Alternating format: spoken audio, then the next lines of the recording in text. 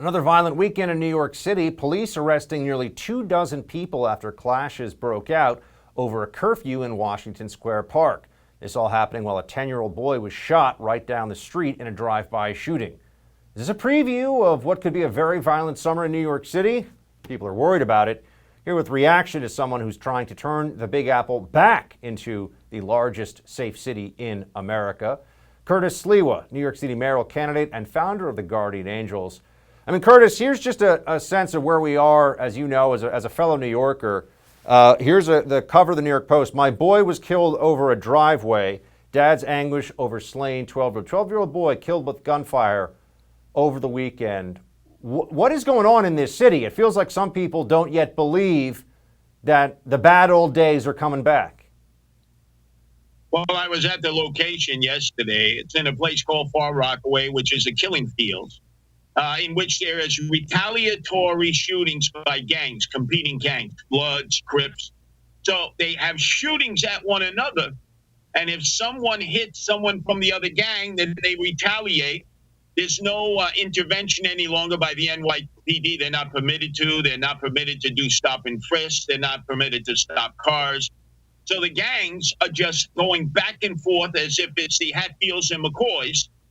And actually, most times when gangs are shooting at what they think are other gangs, it's innocent people like this 10-year-old boy and his family who end up becoming the victims. And we have a mayor, I call him Comrade Bill de Blasio, the part-time mayor, the dope from Park Slope, who's completely disconnected.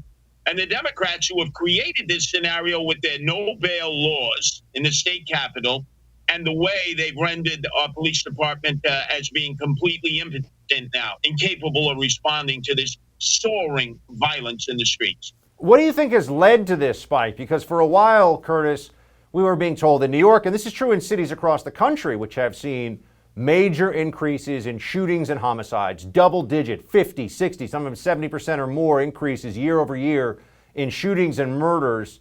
What do you think is the cause of it in New York City over the last 12 months directly? Well, there's no doubt. If you look at the person who is leading the charge, it's AOC, all out crazy, Alexandria Ocasio-Cortez, her Democratic Socialists of America, her justice warriors, who want to defund the police, defund prisons, who want no bail, and basically have turned the streets into a criminal's delight in which the deck is stacked. The cops, they've been handcuffed. They can't do anything. They stripped from the cops what doctors and lawyers now have to get, malpractice insurance. They now want cops to have their own personal malpractice insurance. It doesn't happen with elected officials, judges, district attorneys. Can you imagine what a cop is thinking? He's not making that much money to begin with. But now he can be personally sued, whereas the mayor, or look at Governor Cuomo, who's responsible for thousands of elderly dying when he imposed an executive order that transferred the elderly from hospitals who had COVID-19 into long-term care facilities. He can't be sued personally. He's culpable and responsible. We have to pay his legal bills. But police officers have to get their own police malpractice insurance. First off, where are they going to get it? And why would cops now want to take a chance of doing physical interventions? So everything has been stacked in the deck of the criminals, and they're taking advantage of it.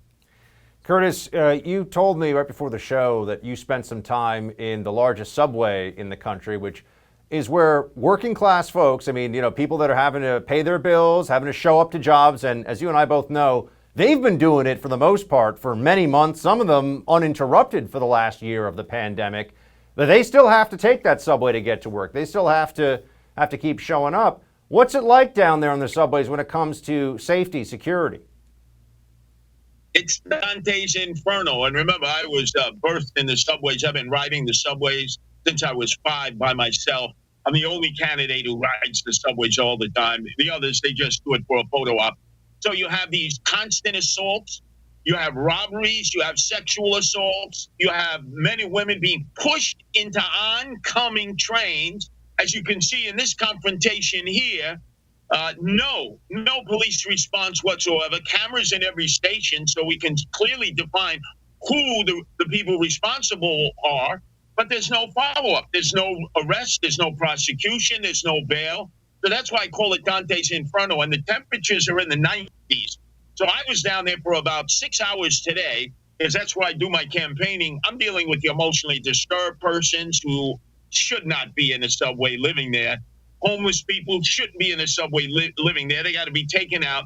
And the strap hangers themselves, who are always looking over their back, wondering if they're going to be a victim of a criminal. This city will never recover. It will never resurrect itself until there's safe streets, safe subways, and safe parks. And that's what I've done for 42 years with the Guardian Angels here and all over the world. I know how to do it, and I'll do it in even a better way than Rudy did it when he was elected into office in 1993 under similar circumstances.